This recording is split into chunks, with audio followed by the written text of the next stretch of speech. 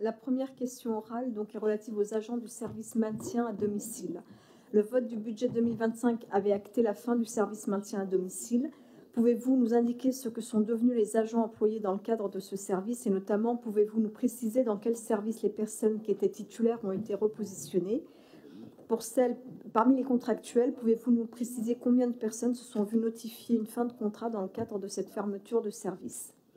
La deuxième question orale donc, que nous avons posée porte sur le coût de la dépollution du site de l'ancienne usine SNEM. Pourrions-nous avoir un bilan à date de la dépollution du site de l'ancienne usine SNEM? Par ailleurs, pouvez-vous nous indiquer le coût des opérations de dépollution et le calendrier des projets prévus sur le site? La troisième question orale donc, est relative au coût de la dépollution donc, du site EIF. Une première étape vient d'être franchie au niveau de la dépollution du site EIF avec l'arrêt du venting cet été. Pouvez-vous nous indiquer le coût de cette première phase et ce qui est prévu ensuite et dans quel calendrier? La quatrième question orale donc, est relative à la maison populaire et à sa relocalisation sur le site EIF. En 2023, la ville a payé près de 200 000 € une étude relative au déménagement de la maison populaire. Pourriez-vous nous communiquer cette étude et nous indiquer la manière dont vous comptez la mettre en œuvre? La cinquième question orale est relative au suivi du budget participatif. Nous souhaiterions disposer d'un bilan par année des projets financés dans le cadre du budget participatif depuis 2020. La sixième question orale est relative au bilan du télétravail. Pourrions-nous avoir communication du bilan du dispositif de télétravail mis en place dans les services de la ville? La septième question orale est relative à la situation de la médecine du travail. En septembre dernier, vous nous aviez indiqué explorer des pistes nouvelles pour couvrir les besoins de la ville en médecine de prévention. Pourriez-vous nous indiquer si les pistes ont abouti et nous préciser quelle est la situation à ce jour? La huitième question orale est relative à la situation du 12e étage de la tour Altaïs. La ville avait libéré le 12e étage de la tour Altaïs pour pouvoir le sous-louer. Pouvez-vous nous indiquer ce qu'il en est à ce jour? Par ailleurs, les derniers aménagements prévus n'ayant pas pu être menés à bien par l'entreprise concernée, vous avez dénoncé la relation contractuelle qui avait été nouée. Que va-t-il se passer désormais? La neuvième question orale est relative aux résultats de la mousse du foyer de travailleurs migrants Branly. Nous souhaiterions disposer du bilan établi à l'issue de cette mousse et savoir ce qui est prévu pour y donner suite. Je vous remercie. Et donc la question numéro 10 porte sur les négociations salariales avec les agents de la ville. Il y a quelques mois, l'intersyndicale des agents de la ville a engagé une mobilisation revendiquant des améliorations tant sur la qualité de vie au travail qu'en matière de rémunération et avantages sociaux. Si une partie de ces revendications avait trouvé satisfaction à l'époque, une partie des sujets en discussion avait été indiquée comme devant faire l'objet de négociations dans les mois suivants. Pouvez-vous nous indiquer où en sont ces discussions et si des avancées sont possibles d'ici la fin de l'année 2025? Et une question 11 sur l'avenir du site de l'école Aragon. Vous avez encore, dans le dernier procès-verbal du conseil municipal, affirmé que l'école Aragon, dont vous avez décidé la fermeture à compter de la rentrée 2024, serait remplacée par une structure d'accueil pour enfants en situation de handicap. Pourtant, à cette heure, il ne semble pas qu'une telle solution soit prévue de manière pérenne sur ce site. Pouvez-vous nous indiquer ce qu'il en est en cette rentrée 2025 et le calendrier prévu pour les mois et années qui viennent? Une question sur la stratégie face aux périodes de canicule. Quelle est la stratégie de la ville face à la multiplication des périodes de canicule? L'été 2025 a montré, hélas, à quel point la question était grave et urgente à Montreuil comme ailleurs. À Montreuil, cela s'est traduit par la fermeture de plusieurs équipements accueillant du public, écoles, bibliothèques et même le conservatoire de musique, pourtant tout juste inauguré après rénovation complète. Comment expliquez-vous cette situation et quelles mesures comptez-vous prendre pour éviter que cela ne se reproduise dès les prochaines vagues de chaleur, hélas prévisibles? Une question sur la dérive toujours plus grave du fonds de dotation du maire. Le dernier rapport d'activité et les comptes du fonds de dotation Montreuil solidaire, présidé par le maire de Montreuil, qui ont été transmis cet été aux membres du conseil municipal, montrent d'une part qu'une seule action a été financée en 2024, la sortie annuelle au cirque en début d'année pour les enfants des écoles et leurs familles, et d'autre part que désormais, c'est pratiquement la moitié des ressources annuelles du fonds qui sont dépensées pour financer des frais de gestion, entre guillemets, alimentant la société Groupe Média, connue pour sa proximité avec le Parti communiste français. Comment pouvez-vous justifier cela? Ne pensez-vous pas qu'il serait temps d'en finir avec ce fonds? Je connais votre réponse, mais ça n'empêche qu'on continuera à la poser tant qu'il faudra.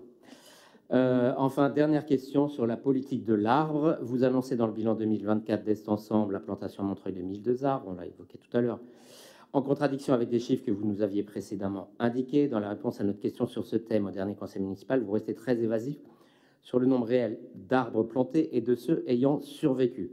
Tout cela n'est pas transparent et ne rend pas compte de la réalité qui, hélas, est triste à constater dans les rues où vous avez sévi. Encore cet été, plusieurs arbres récemment plantés, souvent à la place d'arbres matures abattus, sont morts. Vous vous en remettez aux entreprises auxquelles vous sous-traitez à la fois l'élagage, l'abattage et la plantation d'arbres, alors même que nous disposons, soit dit en passant, de services publics compétents localement. Quel bilan tirez-vous et comment comptez-vous arrêter cette fuite en avant destructrice? Merci beaucoup. Même si je meurs d'envie de dire que je trouve la dernière question et sa formulation un tout petit peu excessive. Mais nous répondrons par écrit. Et par ailleurs, tu vas écrire tout de suite, une balade boulevard Gabriel Péri dans pas mal de rues de Montreuil et bientôt sur la Croix de Chavaux montre l'impact des plantations qui sont actuellement en cours, même si évidemment, comme dans toute campagne de plantation, il y a effectivement des arbres morts et que contractuellement, les prestataires avec qui nous travaillons ont pour obligation de les remplacer et d'assurer pendant 3 ans qu'il y a bien enracinement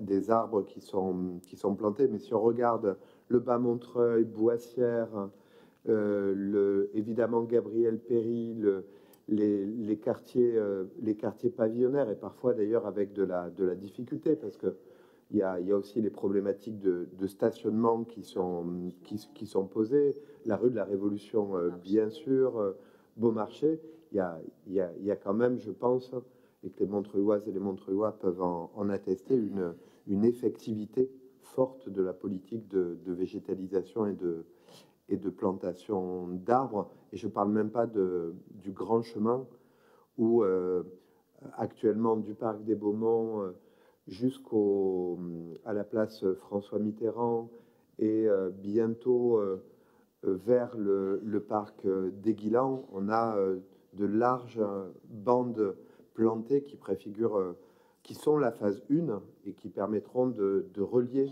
les différents parcs de la ville. Je pense en particulier à la cité qui est derrière la pharmacie du centre-ville, un peu au-dessus de la place Jean Jaurès, et qui va désormais s'ouvrir sur un espace extrêmement important, le Alexis Lepère, qui sera planté, enfin je ne sais pas, ceux qui ont eu la curiosité de venir derrière la mairie et qui connaissent cette cité populaire, voient bien l'impact qu'ont ces travaux pour la qualité de vie des gens, bien que, je le rappelle, nous ne méconnaissons pas les conflits d'usage, de stationnement, les problématiques qui résultent d'un certain nombre de plantations. Et puis, s'agissant des arbres morts, on me susurre à l'oreille que les taux observés sur nos plantations à Est Ensemble et à Montreuil, c'est autour de 6%, incluant de temps en temps certaines dégradations, parce que vous avez vu qu'il y avait quelques arbres ici et là qui ont été étêtés, qui ont fait l'objet d'une dégradation. Donc on est à 6%, ce qui est à peu près le taux observé dans nos régions sur les campagnes de plantation. Et donc il faut accepter qu'à chaque fois qu'on plante 100 arbres, il y en a 6 qui ne parviendront pas à un enracinement, et donc il faudra replanter. Quant à la petitesse des plants, je rappelle ce que j'ai dit plusieurs fois et qui ne fait pas l'objet, à ma connaissance, d'un débat parmi les pépiniéristes et les jardiniers,